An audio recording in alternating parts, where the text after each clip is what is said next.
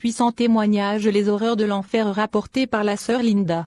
Ce témoignage a créé une révolution spirituelle dans la vie de plusieurs chrétiens qui croyaient adorer Dieu, mais ne l'avaient jamais adoré.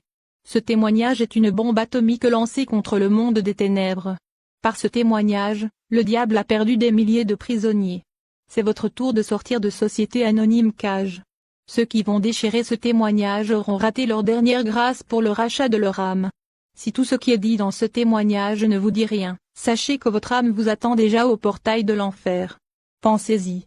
NB, ce témoignage n'est pas pour les chrétiens de la voie large, mais ceux de la voie étroite.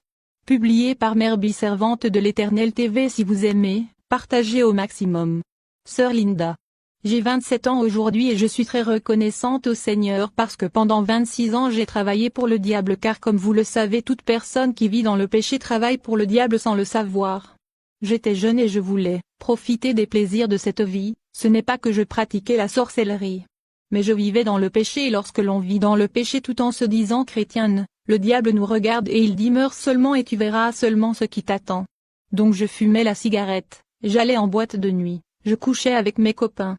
Parler de ma vie passée n'est pas du tout agréable, mes frères et moi sommes des orphelins. Comme il n'y avait pas d'autorité parentale pour nous contrôler, je me suis lancée dans une vie de dissolution très jeune. Beaucoup de pasteurs disent que je suis une ancienne prostituée mais aujourd'hui je vais vous dire ce que Dieu appelle prostituée. Toute personne qui couche sans être mariée ou dans l'adultère est une prostituée aux yeux de Dieu. À la mort de mes parents, toutes les responsabilités de la famille reposaient ainsi sur ma sœur aînée et moi.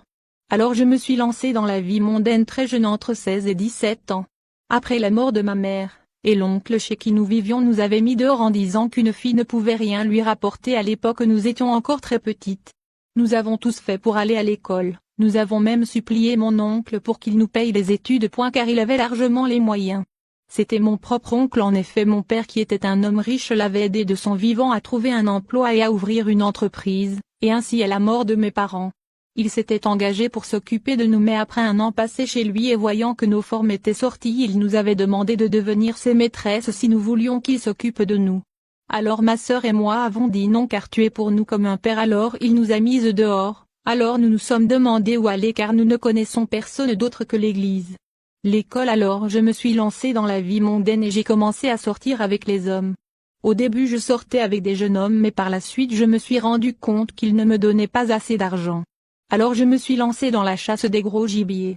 De son vivant ma mère nous avait dit d'aller très loin dans nos études, alors j'ai commencé à payer mes propres frais de scolarité et ceux de ma sœur Finda. Ainsi quand un homme s'occupait de moi, je lui disais occupe-toi aussi de ma petite sœur, nous qui étions habitués à vivre dans une belle maison. Mais à la mort de mon père mes oncles ont pris tous les biens de mes parents. Et les ont vendus sans rien nous donner en retour. Alors je me suis battue toute seule pour arriver à l'université en payant mes études avec l'argent que les hommes me donnaient. Et une fois à l'université j'ai ainsi rejoint une bande de 26 filles. C'étaient des enfants des familles riches, des filles totalement dépravées. Elles m'ont entraînée dans un vide de débauche totale. Et elles m'ont initiée dans la consommation du chanvre indien. Je fus dépendante du chanvre au point où je ne pouvais pas manger sans prendre le chanvre indien. Nous étions 26 filles. Nous nous habillions à la dernière mode, car pour nous il fallait se vêtir à la dernière mode. Car nous savons qu'il y a des hommes qui ne sortent qu'avec une certaine catégorie de femmes qui ne s'habillent qu'à la mode. Je mettais les faux cils, les faux ongles, les faux cheveux, je mettais les pantalons. Beaucoup de personnes pensent que je mens lorsque je dis que les femmes seront torturées en enfer à cause des faux cheveux, des pantalons, des make-up. Et il y a même des pasteurs qui encouragent les femmes en leur disant vous pouvez porter des pantalons soi-disant pour femmes. Eh bien toi pasteur meurs seulement et tu iras tenir ces propos dans les flammes de feu de l'enfer. Je fréquentais les boîtes de nuit. J'avais des tatouages, j'avais une chaîne aux hanches et une autre au cou. Moi je n'avais pas de robe et je ne portais que des pantalons bien serrés et au-dessus je mettais un haut bien serré. Je menais une vie de débauche. Tel jour j'y allais dormir chez mes amis, le surlendemain on allait en boîte de nuit. À la plage. Je n'allais pas tout le temps en cours mais je trouvais toujours des excuses en disant à mes professeurs que ma tante est morte. J'ai perdu tel dans ma famille, mais c'était des mensonges. La vérité est que je voulais toujours voyager. Tout ce que je cherchais c'était un homme qui peut me donner de l'argent. Avant que le Seigneur ne me rattrape, je sortais avec un homme marié qui était musulman. La femme de cet homme gémissait à cause de moi un jour. Elle m'a appelé sur mon téléphone et mes complices lui ont dit que si tu ne jeûnes pas pendant 7 jours, Tu ne reverras jamais ton mari. C'est le 15 février que cette vie de débauche a pris fin. Quand ma sœur Finda est allée au Nigeria l'année dernière en décembre 2012, je suis allée porter plainte contre le pasteur Bimba qui est le coordinateur du mouvement de la sanctification. Cela a vraiment ébranlé le pasteur Bimba comme en Sierra Leone nous avons peur des Nigérians. J'ai dit à la police qu'ils ont amené ma sœur au Nigeria pour la sacrifier. Lorsque ma sœur est revenue du Nigeria, elle est revenue toute excitée et elle m'a dit: Linda, j'ai écouté le témoignage de Michael Sambo qui est mort. Est revenu à la vie, à qui Jésus a montré le ciel et l'enfer, et le témoignage de Rosa Siabé.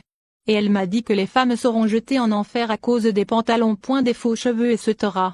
Moi je lui ai dit: c'est des mensonges, c'est un moyen pour eux de se faire de l'argent. Elle m'a donné le livre. Et m'a dit: prends-le, lis-le. Et moi je lui disais: comment un homme peut-il mourir et revenir à la vie? Et elle m'a dit: Linda, rien n'est impossible à Dieu.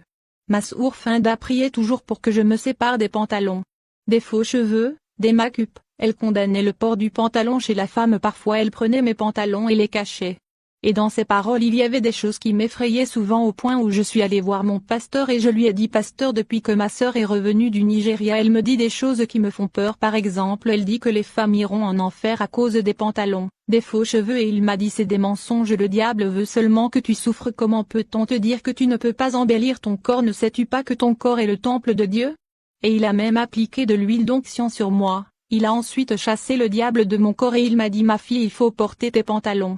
Et de retour à la maison, une force est rentrée en moi pour haïr ma sœur. Je lui ai dit: tout ce que tu me dis est faux, on t'a fait subir un lavage de cerveau au Nigeria. Je lui ai dit: Finda, laisse tout ça, regarde comment tu es devenue, car elle avait l'air tellement pieuse. Je lui ai dit: tu ne vas pas trouver un mari en étant comme ça. Je viens d'en parler avec mon pasteur, il connaît la Bible et il m'a dit que c'est du mensonge, que personne ne peut mourir et revenir à la vie. Il m'a dit qu'aucune femme n'ira en enfer à cause des faux cheveux, des pantalons, que Dieu ne regarde pas cela mais il regarde uniquement le cœur. Et quand les filles de mon pasteur venaient à la maison, Finda les critiquait et elle me disait: ton pasteur est un aveugle, et comment un aveugle peut-il conduire d'autres aveugles? J'avais alors peur pour ma sœur, car mon pasteur est tellement puissant, d'un mouvement de la main il fait tomber toute la salle, les aveugles voient, etc.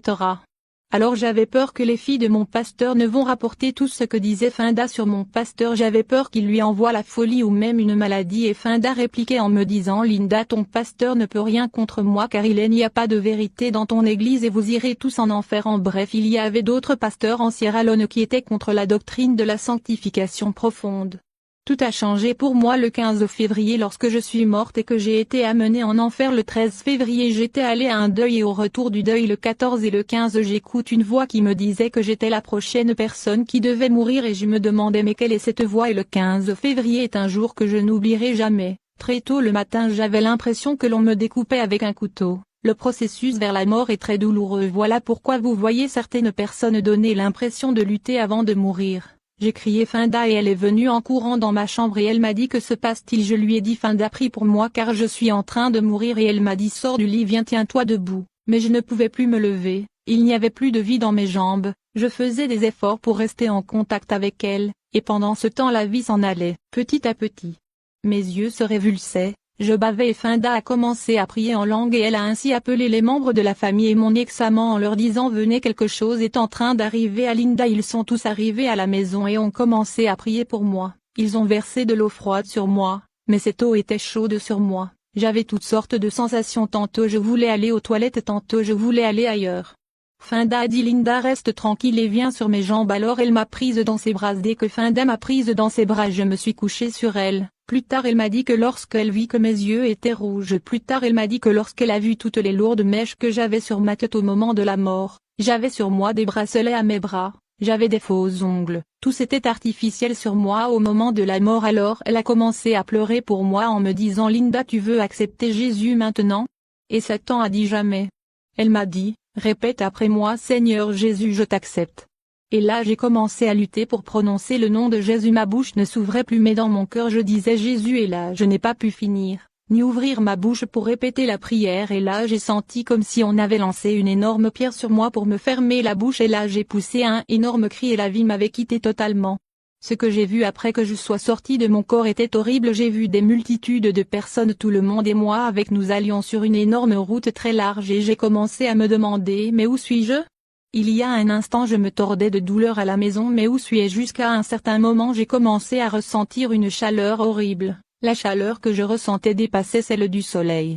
Je ressentais comme des picotements sur tout mon corps et je me demandais toujours où je me trouvais. Nous sommes arrivés devant un horrible et un effrayant portail. Une force venait de ce portail. Ensuite j'ai entendu une voix puis des voix. Si tu entends un cri tu peux déterminer s'il s'agit d'une femme ou d'un homme qui est en train d'être torturé. Et en nous rapprochant du portail et immédiatement j'ai vu des démons surgir de ce lieu. Alors j'ai crié. Et je suis morte, ça c'est l'enfer. J'ai voulu faire demi-tour mais le diable lui-même a surgi et il a dit pas question. Les démons nous ont saisis et nous on entraîné avec eux. Nous étions une multitude d'âmes. Les ongles de démons sont semblables à des couteaux tranchants et ces démons sont très grands. Ils ont des queues, des cornes, leurs oreilles sont démesurées, leurs yeux sont tellement rouges et lorsqu'ils fixent sur toi leur regard tu sauras que c'est fini pour toi. Donc quand un démon m'a saisi le bras, ses ongles se sont enfoncés dans mon corps jusqu'au haut. C'était alors le commencement